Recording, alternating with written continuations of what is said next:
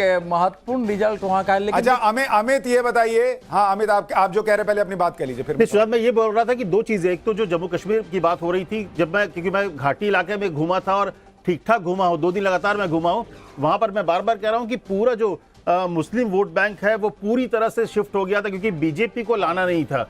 BJP के लिए सिर्फ फायदे ये थे कि लगभग हर कॉन्स्टिट्यूंसी में पहली बार बीजेपी को लोग जानने लगे थे, भले ही उनके खिलाफ वो मुखालफत कर रहे हो, लेकिन बीजेपी के कैंडिडेट की एक पहचान बीजेपी के झंडा पहुंचा, और इसीलिए सिर्फ 2014 में समझौता हुआ था। तो वहां पर एक तय था कि पीडीपी का सुपड़ा साफ है, पीडीपी खत्म है, और इसलिए महबूबा की बेटी भी चुनाव हारती दिख रही है। तो उसी का फायदा है कि सबसे बड़ी पार्टी बननी थी, और देखिए 36 से ज्यादा सीटें लेकर एनसी जीत रही है। अगर आप हरियाणा की बात करिए तो एक ही चीज मुझे लगता है कि हरियाणा में जो 3 चीजें बार बार जिसके नाम पर कांग्रेस चुनाव लड़ रही थी, जो किसान की बात कर रहे थे, जवान की बात कर रहे थे और पहलवान की बात कर रहे थे, और अगर नतीजा ये रहा, देखिए नाराजगी थी खट्टर से, और ये खट्टर की नाराजगी थी तभी बीजेपी ने उनको बदलाव किया। अगर खट्टर को लेकर नाराजगी नहीं होती आम आदमी में तो मुख्यमंत्री बदलने की जरूरत नहीं पड़ती।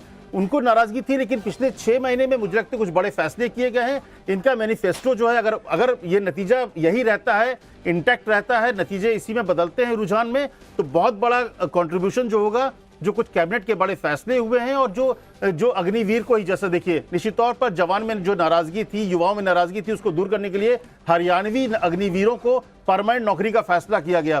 तो इस तरह के जो फैसले थे, इसका मतलब है कि उनको ज्यादा भरोसा कांग्रेस के, चाहे हिमाचल हो, कर्नाटक हो, उनको वो सिर्फ लोक लुभावन मानेंगे। इसलिए और लीजिए बड़ी खबर, मुख्यमंत्री नायब सैनी 3000 वोट से आगे।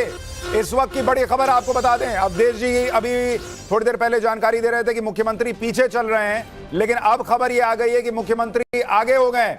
पलवल से गौरव गौतम 13000 वोट से आगे, यानी आप देखिए मार्जिन बढ़ता जा रहा है। अब सीएम नायब सिंह सैनी 3000 वोट से आगे, तोशाम से श्रुति चौधरी 3700 वोट से आगे, पलवल से गौरव गौतम 13000 वोट से आगे चल रहे हैं। यानी ये तस्वीर अब धीरे धीरे कंसोलिडेट होने लगी है। जैसे जैसे मार्जिन बढ़ता जाएगा वैसे वैसे यही रुझान नतीजों में तब्दील होते जाएंगे। अमित बता रहे, देखिए भूपेंद्र सिंह हुड्डा ने तो बुद्धिमता से चुनाव लड़ा, उसने ये जवान किसान का उस रूप में ना, जो जैसे अनुजा जी अग्निवीर का उस रूप में वो नई भाषण में बोलते थे।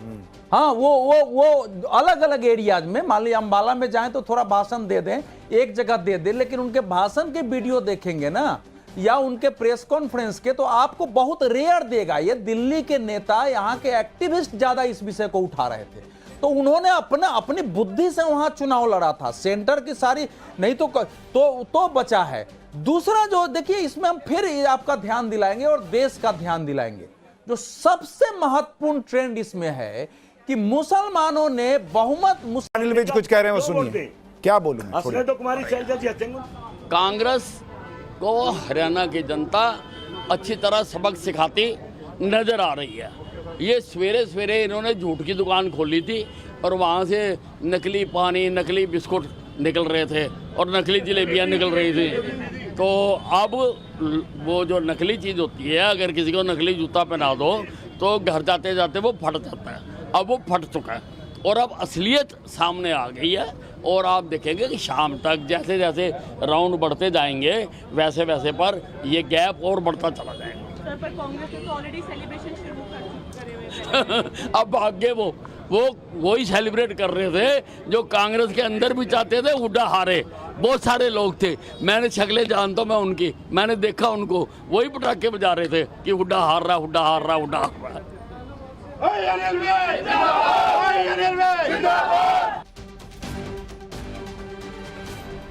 तो अनिल विज को उम्मीद है कि बीजेपी सरकार बना लेगी। बड़ी खबर यह भी आ रही है कि खट्टर साहब का जो इलाका है, जीत का अंतर बढ़ता जा रहा है, अनिल विज कह रहे हैं, ये बड़ी खबर है। और इस बीच खबर यह आ रही है कि करनाल जो खट्टर साहब का रीजन है, वहां पर 5 विधानसभा सीटें और 5 पर बीजेपी बढ़त बनाए हुए है।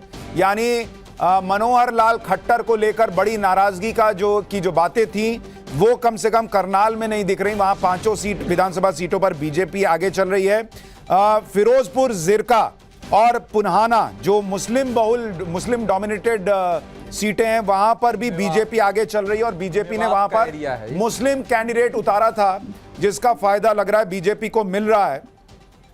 और इसके अलावा चरखी दादरी वहां पर जो है बीजेपी आगे चल रही है और जिन पहलवानों की बात हो रही है विनेश चरखी फोगाट दादरी पीछे में तो चल बड़ी रही चीज हो गई है। है। तो ये सब बड़ी किसान- खबरें हरियाणा ये से आ सब रही हैं। किसानों के सब जो आप बता रहे हैं ये तो किसान आंदोलन का बेल्ट है। तो इसीलिए तो मैं कह रहा हूं कि सर क्या ये मैंडेट नहीं माना जाएगा कि किसान, जवान और वो पहलवान उस प्रकार से तीनों मुद्दा फिर नहीं था। बीजेपी नहीं, के लिए नहीं। गया? देखिए अग्निवीर मुद्दा यहाँ था, आप धरातल पर जाते तो अग्निवीर तो कोई बोल नहीं रहा था, वो नेताओं में था।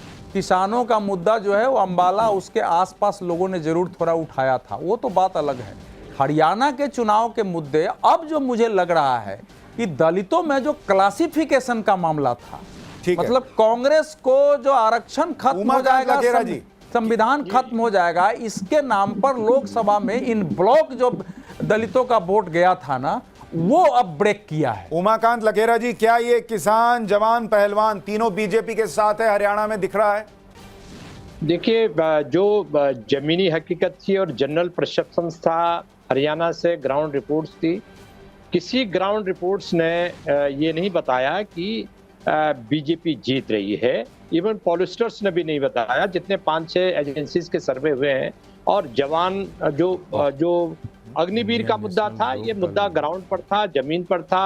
5-6 जिले हैं हरियाणा के जहां पर अग्नि सेना में भर्तियां होती हैं। झज्जर हुआ, महेंद्रगढ़ हुआ, कई जिले हैं 5-6। तो कहानी ये है कि ये मुद्दा था वहां पर। और रेवाड़ी में तो मोदी जी ने जब पताका पहनाई थी 2013 में, तो 14 में, तो वहाँ उन्होंने ये बड़ी भारी रैली पूर्व सैनिकों की हुई थी।